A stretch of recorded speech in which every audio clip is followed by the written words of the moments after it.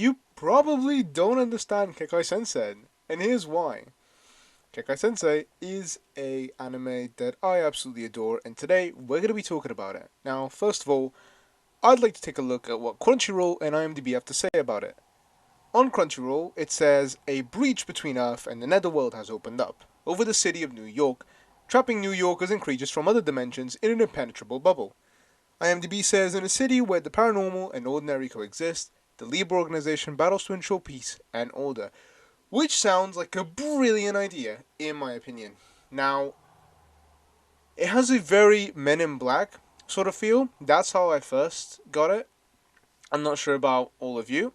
But today, we're going to be, discussing it a little bit and giving it a bit of my thoughts and opinions, and then we're going to have a segment where I get other AniTubers' opinions, but we'll get to that in a bit.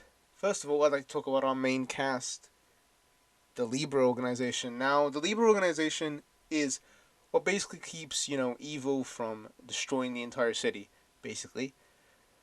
You have the main character, which, by the way, has one of the best animes I've ever seen in an anime protagonist, Leonardo Wachi. Oh my god, what can I say about this name? It is so cheesy. I love it. And when you look at the character, it doesn't really fit him. I'm gonna be honest, but it's a funny name. I enjoyed the name. I thought it was quite nice. You have the leader.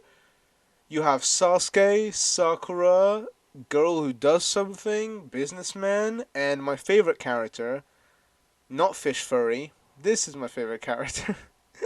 Fish Furry. I'm sure everyone likes Fish Furry, okay? I'm not saying they don't. I'm just saying this is the best character. So he's my default favorite character. And then you have about six of them more, right? But that's your usual. I believe it's a shonen. Correct me if I'm wrong, but I believe it's a shonen. Shit. I probably should know this. This is terribly planned, I'm sorry. But I was basically sat down. Let me tell you a little story, okay? I was sat down on my setup, and I thought, you know what I can make my first video on to stand out? An anime that no one has watched. Brilliant! Brilliant, Aoi. What a genius idea to talk about such a great anime that barely anyone's watched. Now, if you have watched it, congrats. Kekkai Sensei is a really good anime that I definitely recommend to people who have watched anime before. Now, let's talk about the show a little bit. It's a show about Leonardo Wachi, and New York basically had this phenomenon happen where I don't want to spoil the entire plot for you, but like there's a fog, okay, and extraterrestrial and monsters started to appear inside the New York. They're not allowed to leave New York, right? But they're allowed to stay inside New York. And yeah, that's the basics of the plot. I mean, some do leave, like the vampires. We find out later on, but yeah, that's all really. I mean, and basically Leonardo Wachi, he gets. I keep saying his full name because I love it, but he gets into Libra after a coincident encounter with Sasuke. I don't. He's nothing like Sasuke, okay? I mean, he is a little bit. He's a bit of a douche, which Sasuke is a massive douche. But I find it funny. Probably not funny, so I'm gonna stop that. And you have a lot of heartfelt moments. The ending is really good. It's quite a comedious show in my opinion. I laughed quite a bit while watching it. I chuckled. I let out a few chuckles. Now, let's talk about the music. Okay, I think the music is very, very good. You have some pop feel music, you have some jazzy music, you have some classical, and I think there was also some soft metal, so just normal rock, basically. I found the soundtrack really amazing, and it was one of the best things about the show. Just watching it, at first it felt a bit jarring. During the first two episodes, the music felt jarring because it didn't feel like it fit in. But then once you get into it, like you feel this pop, modern, jazzy, and it clicks to you constantly. New soundtracks, and it all sounds really good. The art style, definitely solid. I found a lot of the visuals quite enticing to look at, and I never got bored of watching the characters move in the screen.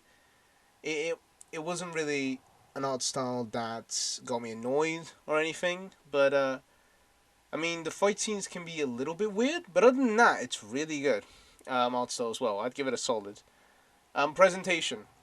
The presentation of the show and the theme of the show, I think are done pretty well. Um, it's a very weird um, backstory, I guess, or theme to it, which is the fog and the extraterrestrial and stuff. It's very confusing and very mysterious, but it's done well in a way where at least you kind of know what it is, right? You never question really. I mean, I never did. Maybe you have because you like to question things, but I never really questioned like how it happened. It just it's there. That's the plot. Done.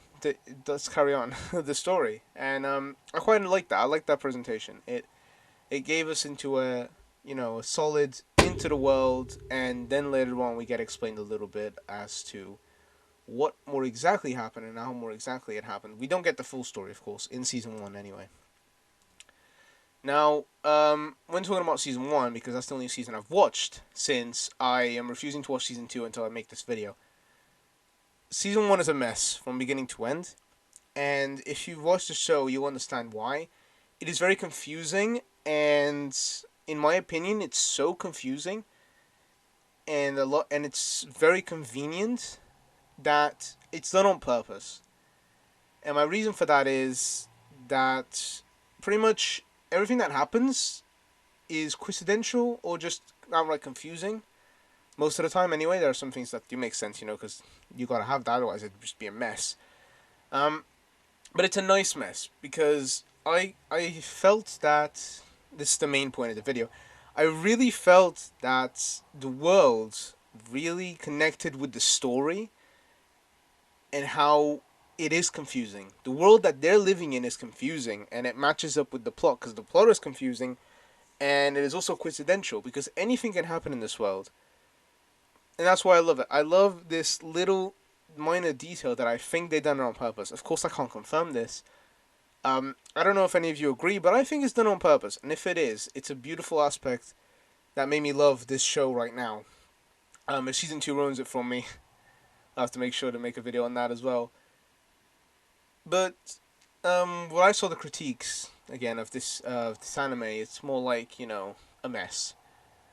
So like I've stated, but again, I believe that it's done on purpose. If you look at the character development, how they click all of a sudden, and how they grow, and how things happen and take place in the world, it all starts to make a bit more sense when you factorize that the world they're living in, New York, the New York they're living in, is not only far more different than ours, but is also outright basically another dimension.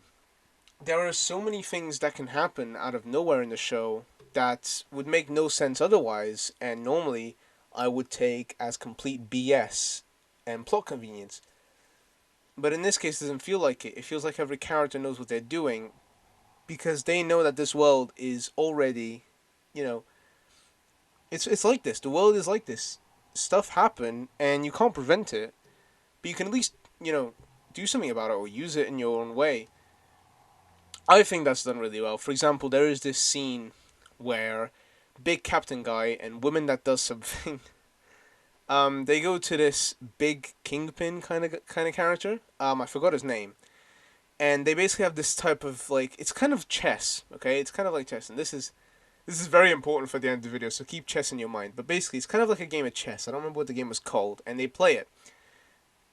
And this guy, this kingpin guy, I don't know how he does it, but he can grant you any wish you want, any wish, no matter what it is. And I don't know if the manga goes into more depth to this. I really want to read the manga too, but I wanted to watch the anime first because that's how I found out about it first. So you have them battling it out on the chessboard, which is what I'm gonna call it. I don't know the name of the game, but battling it out on the chessboard, and whoever wins, right? Either big captain guy loses, and he has to die or give his soul or something like that, or drain the rest of his life years. And then you have the big kingpin. If he loses, he has to grant whatever wish. Now, there's also another rule because no one apparently can win against big kingpin. They go into this pocket dimension kind of thing where time goes by a lot faster, so that the outside world, doesn't get affected too long. So I think the game, I don't remember how much it was, 128 hours. It might have been a lot more, and if it was, I'm sorry. Please correct me on that because I don't remember if it was in days or what. I believe it was in hours. I believe it was 128 hours. Now, as you can tell, this video isn't scripted, but I'm just gonna carry on blabbering for a bit. Now, you have this real scene that feels like the captain is really struggling, and the only way he can win is by waiting out the timer, which he does, essentially. Um, and I thought that scene was really cool. I really enjoyed that scene. Now, I should have probably said spoilers warning, but he does win, and he does get what he wanted, which was information.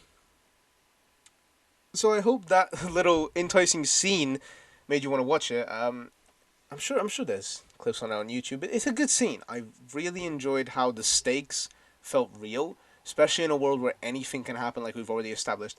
I genuinely thought he was going to die. I was on the edge of my seat, waiting for who was going to win. I did not believe he was going to win or wait it out. He was exhausted, and I loved this scene. Completely adored it. Now, don't just take it from me, of course, because this is a section of my video where we take other YouTubers' opinions about the anime we're talking about and talk about them, basically. A lot of talking. Now, Maname Matt, he gave me his opinion very shortly because he was very busy. Thank you anyway, my bro. It's very useful for me just to have someone not come in, but text me and send me their opinion. He said, I love the show because it's pop feel, which I agree with. The show has a very pop feel, but I think it also has a lot of more modern jazzy vibes and a lot of classical vibes than more pop. I think pop is the least one, but it does have it. I agree with it. That's about all I have to say. I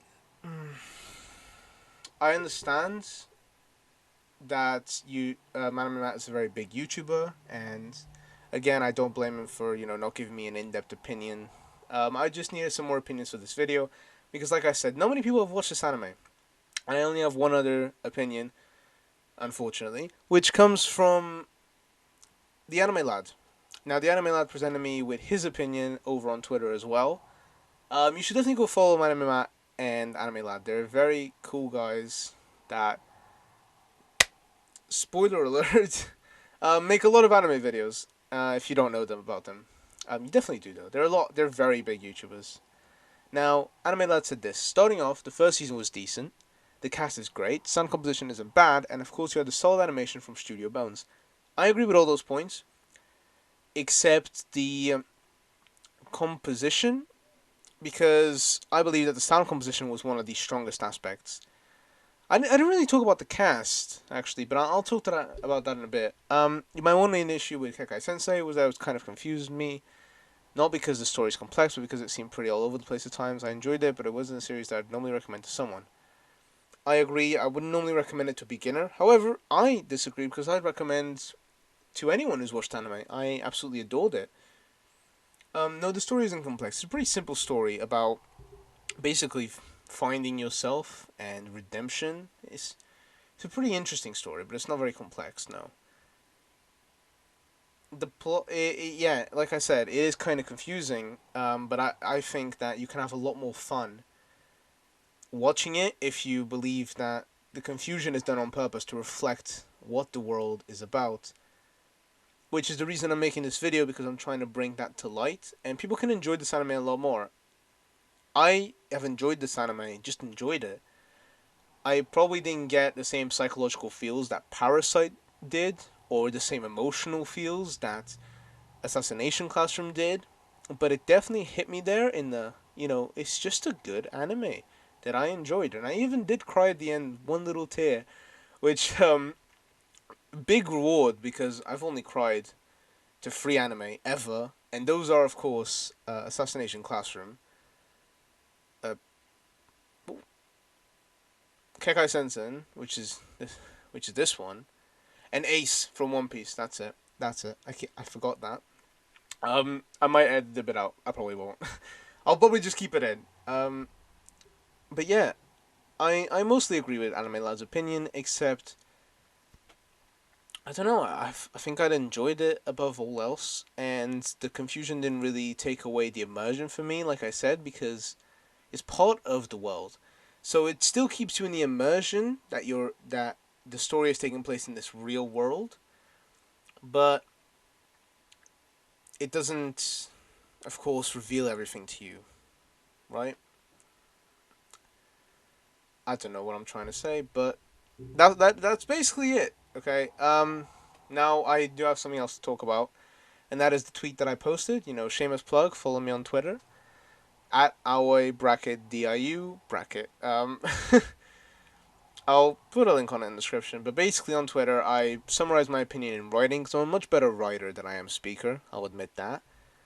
Um, Kekkai Sensen season one is a mess of an anime from beginning to from beginning to end that feels rushed and barely moves characters along between episodes. Yet I love it. The music is gorgeous, the characters are fun, the dynamics are entertaining, and it is more relaxed anime than most. The dynamics between the characters are some of the most fun parts in this anime.